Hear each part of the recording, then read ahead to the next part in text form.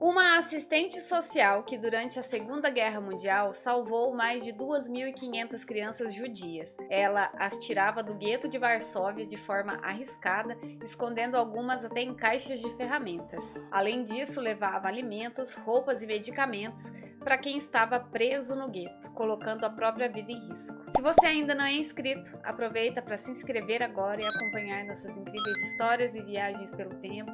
Tem vídeo novo toda terça-feira. Considere também fazer parte do nosso grupo de membros, os mochileiros, desbravadores e viajantes do tempo, que ajudam o canal a crescer. E se não puder, sem problema, só de assistir, curtir, compartilhar, você já nos dá uma força enorme. E não se esqueça de aproveitar a opção Hypar caso ela apareça para você, porque isso faz o nosso conteúdo ser entregue para mais pessoas. Eu sou Vanessa Silva, uma historiadora em formação, e a quem interessar, essa é a história que eu vou contar hoje. Como Irena Sandler foi um verdadeiro anjo e fez a diferença na vida de milhares de pessoas.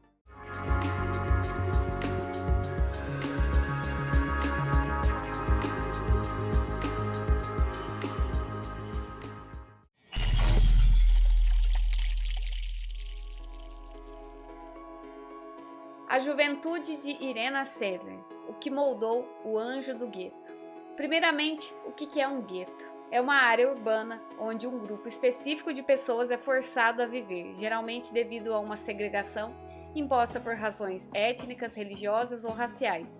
Nesse contexto, a segregação dos judeus. Irena Sandler nasceu em 1910 na Polônia, em uma família que teria um papel fundamental na construção dos seus valores. Seu pai, Stanislav Kuczynski, era médico e ativista político. Ele fazia parte do Partido Socialista Polonês e participou da Revolução de 1905. Sua mãe, Janina, vinha de uma família tradicional e sempre foi um grande apoio para Irena. Devido à militância, seu pai, Stanislav, enfrentou dificuldades para concluir a faculdade de medicina na Universidade de Varsóvia. Só conseguiu se formar em 1908 na cidade de Kharkiv. Depois disso, ele voltou para Varsóvia, casou-se com Janina e começou a trabalhar no Hospital do Espírito Santo. Quando Irena tinha apenas 2 anos, contraiu tosse convulsa. Para cuidar dela, a família se mudou para Otwock, um subúrbio de Varsóvia. Lá, Stanislav abriu um consultório e passou a atender principalmente judeus pobres e camponeses, muitos sem condições de pagar.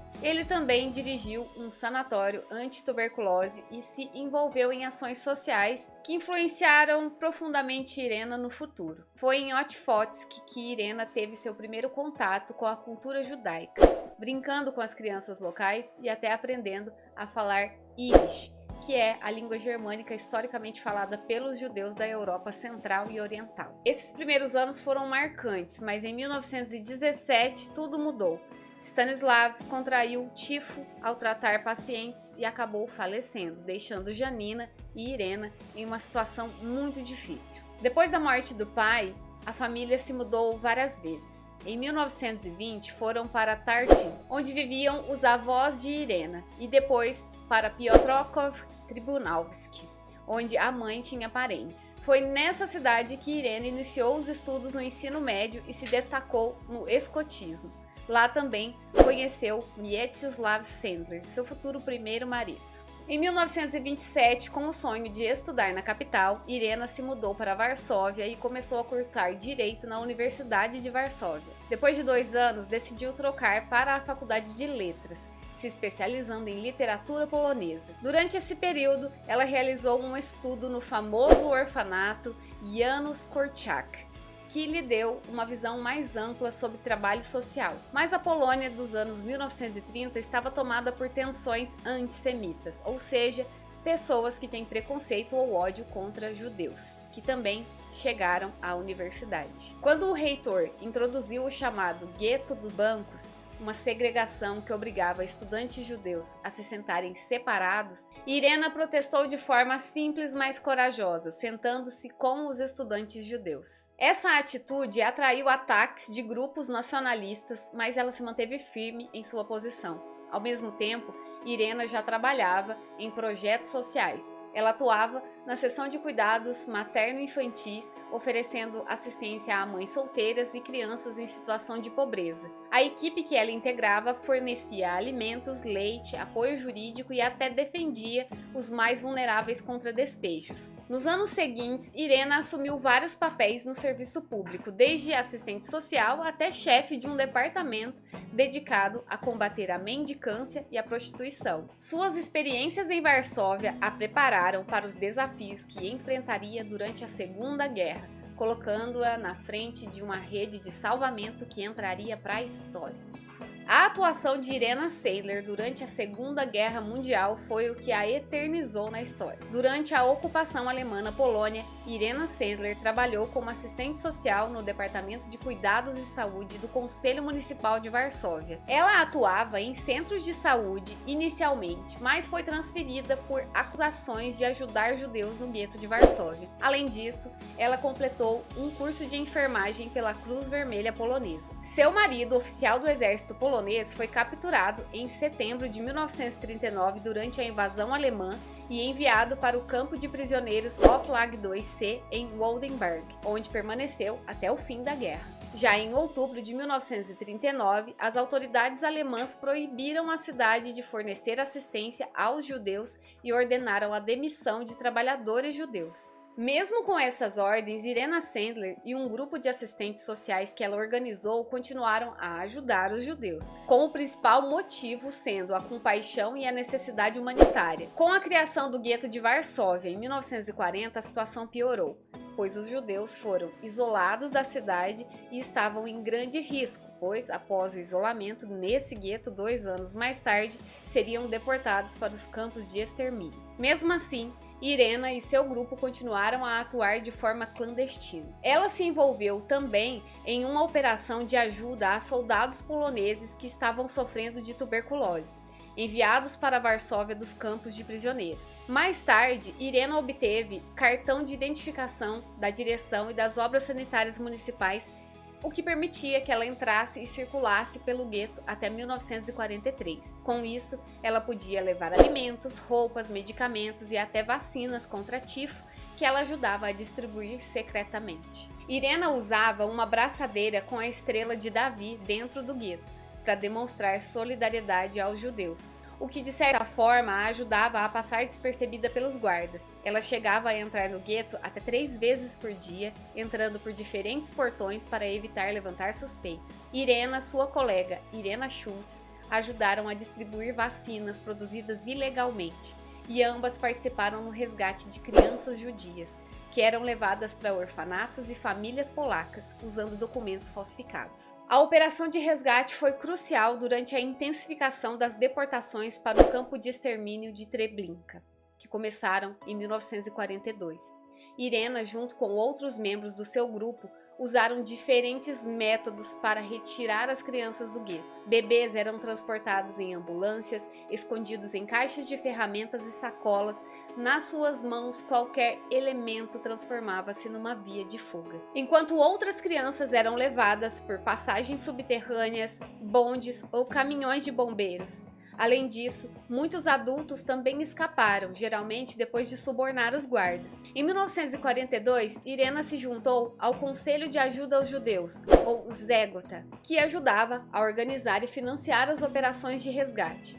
Ela também tornou-se chefe do Departamento Infantil de Zegota, em 1943, e sua principal tarefa era garantir que crianças judias, muitas delas órfãs ou separadas das suas famílias, fossem enviadas para instituições seguras, onde poderiam receber cuidados e sobreviver. Durante esse período, mais de 1000 crianças estavam sob seus cuidados, sendo que muitas estavam escondidas em mosteiros, orfanatos e casas de famílias polacas. Em 1943, Irena foi presa pela Gestapo, a polícia secreta nazista, após ser denunciada por um informante. Nos interrogatórios, Irena sofreu diversas formas de tortura física e psicológica, como espancamentos violentos e a aplicação de métodos para forçá-la a falar. Ela foi severamente agredida e seus pulsos e pernas foram quebrados. Além disso, a Gestapo tentou ameaçar e manipular Irena para obter informações sobre os outros membros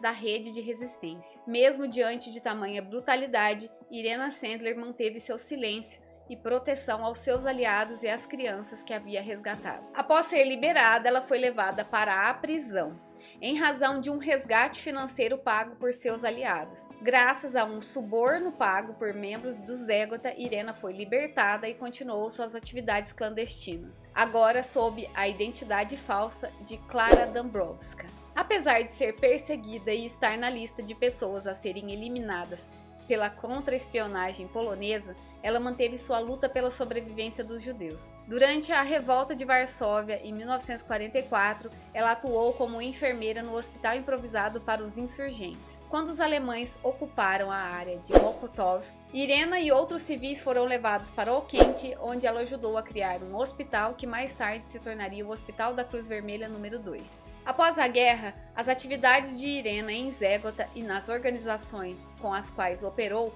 permitiram que cerca de 2.500 crianças judias fossem salvas, embora nem todas tenham sobrevivido até a libertação. Aproximadamente 1.300 crianças foram enviadas para famílias polacas, 500 para instituições religiosas e 200 se juntaram a guerrilheiros. Irena nunca indicou um número exato de vidas que ajudou a salvar, mas afirmou que, mesmo tendo resgatado muitas crianças, poderia ter feito ainda mais. Em 1945, as listas com os nomes das crianças salvas por Irena Sandler foram recuperadas e entregues ao Comitê Central dos Judeus Polacos, permitindo que as crianças fossem reunidas com seus familiares caso houvessem sobrevivido ou encaminhadas para centros de acolhimento, muitos deles indo para Israel. A atuação de Irena Sandler após a Guerra Mundial foi a seguinte: em março de 1945, ela recebeu uma proposta de emprego em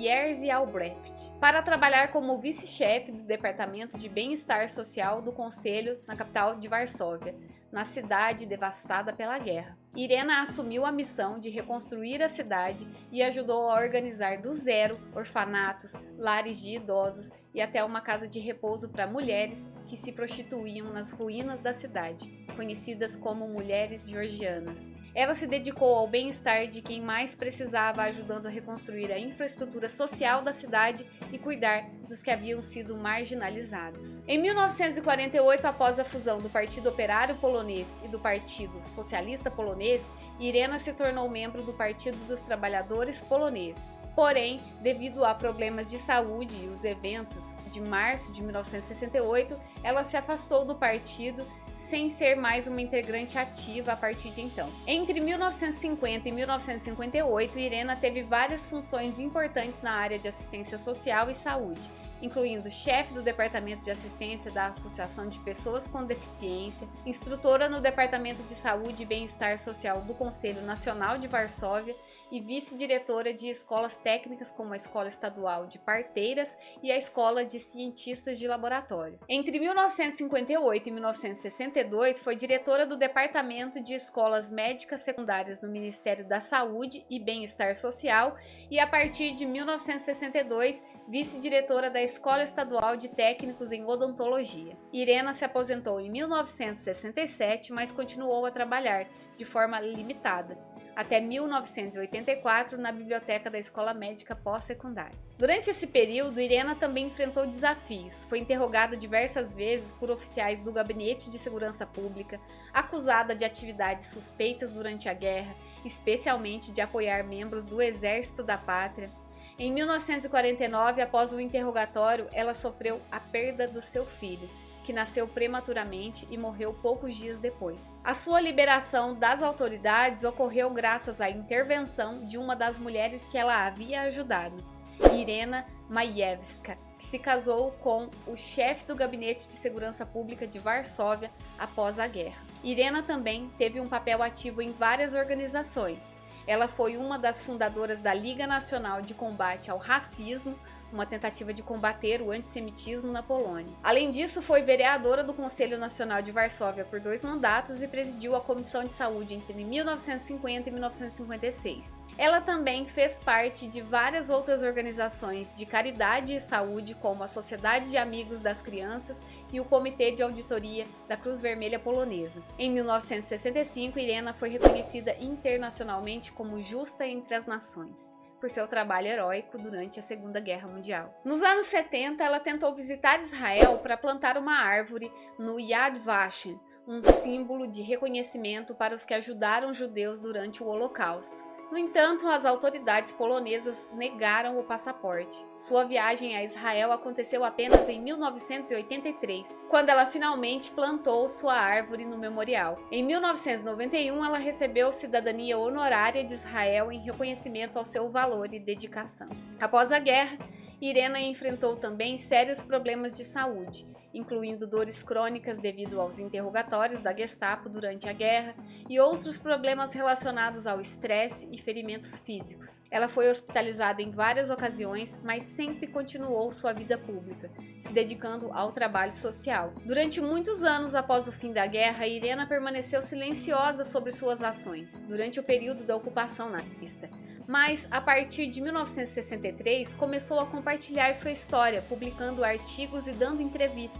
Sua fama mundial, porém, só veio depois de 2000, quando um grupo de estudantes estadunidenses criou uma peça de teatro chamada Life in a Jar, A Vida em um Jarro, que contou sua história e o trabalho heróico realizado durante a guerra. Nos últimos anos de sua vida, Irena morou em várias localidades em Varsóvia, mas optou por não aceitar um apartamento que lhe foi oferecido, pois ele ficava próximo ao que havia sido o gueto de Varsóvia, e as lembranças da época eram muito dolorosas. Ela passou seus últimos anos em um asilo, onde veio a falecer em 12 de maio de 2008, aos 98 anos. Seu funeral foi realizado 3 dias depois no cemitério Pawłowski, em Varsóvia. Em 2013, sua filha, Janina Zengramski, doou recordações de Irena Sendler, incluindo a Medalha de Justa entre as Nações, a coleção do Museu de História dos Judeus Poloneses em Varsóvia, mantendo viva a memória de sua coragem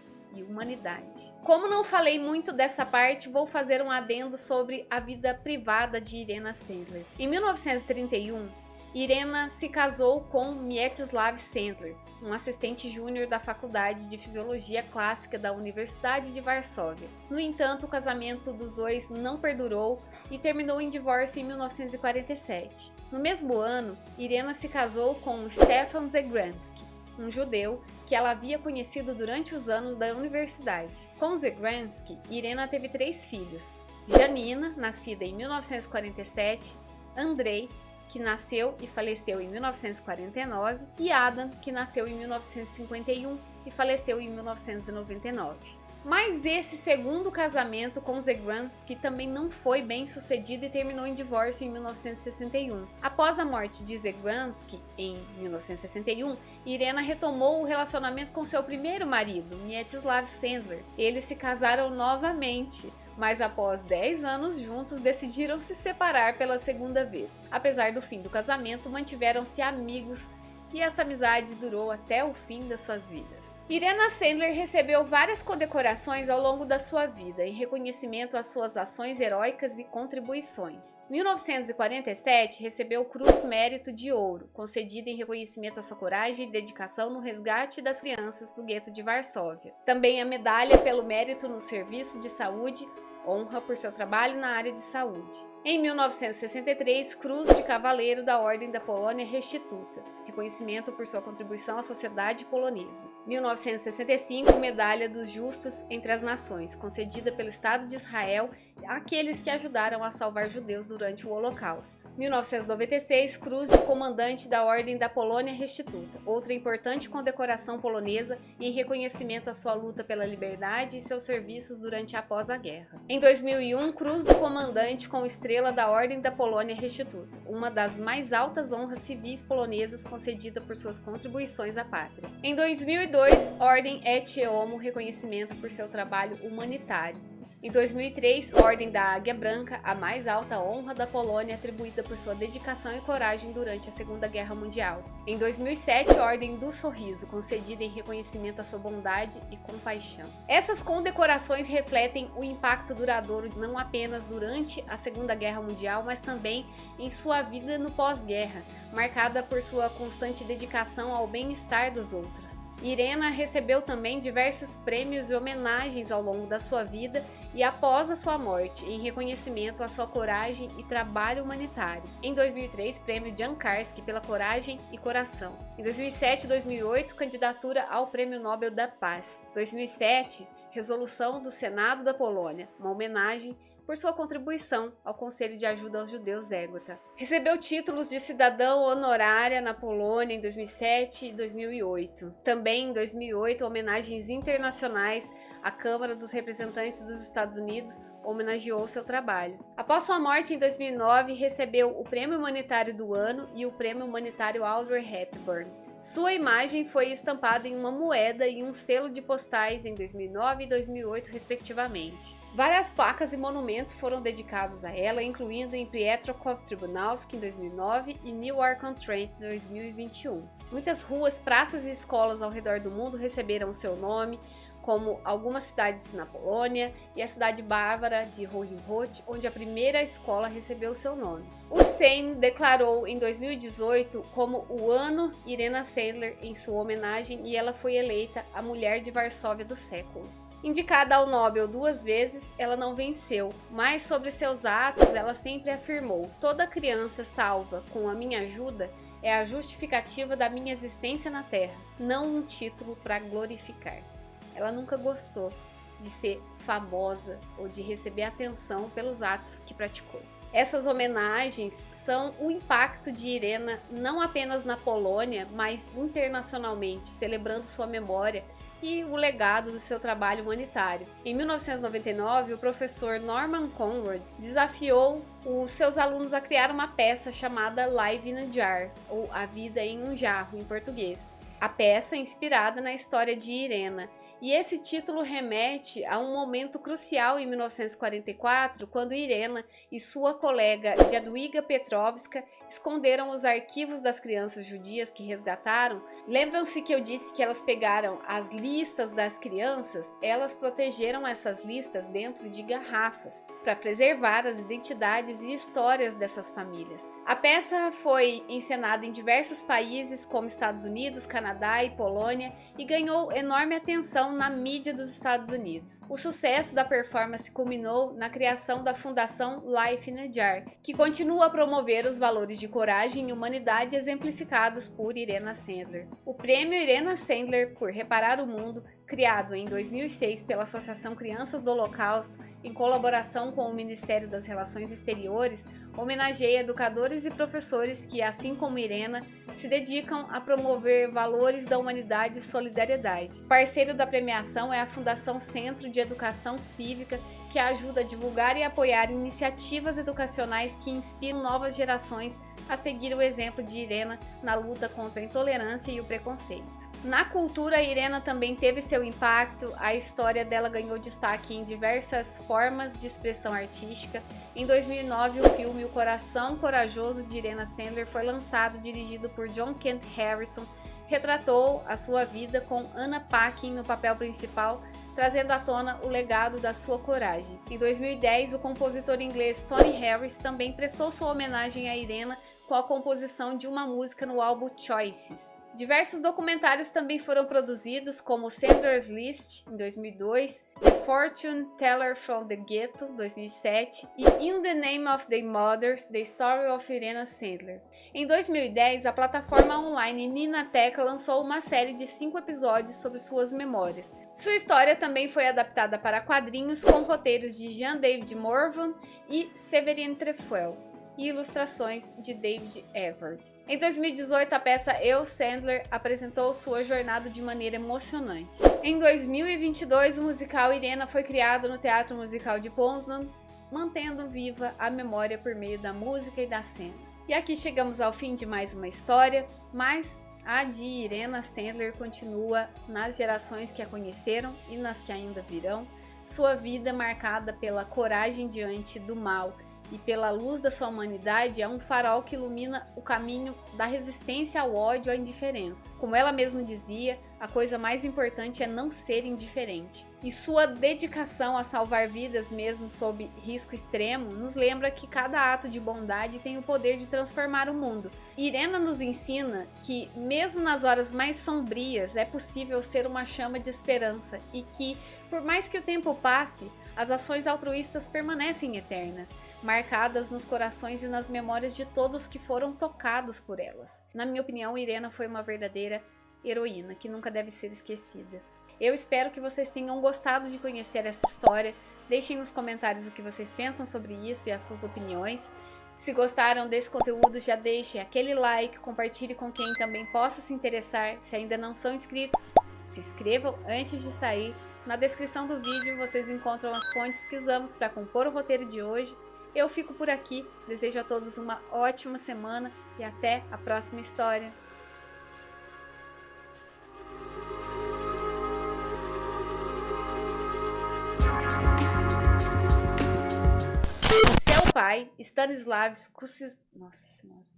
Seu pai, Stanislavski dela, a família se mudou para Otfostok. Nossa Senhora da Aparecida. Para cuidar da saúde dela, a família mudou-se para Para cuidar dela, a família se mudou para Otfotsk e depois para Piotrkov, Nossa Senhora, eu não vou conseguir falar esses nomes. Piotrkov Tribunalski. Enquanto outras crianças eram levadas por... Ai, que coisa triste. Quanto tempo deu? 5 segundos.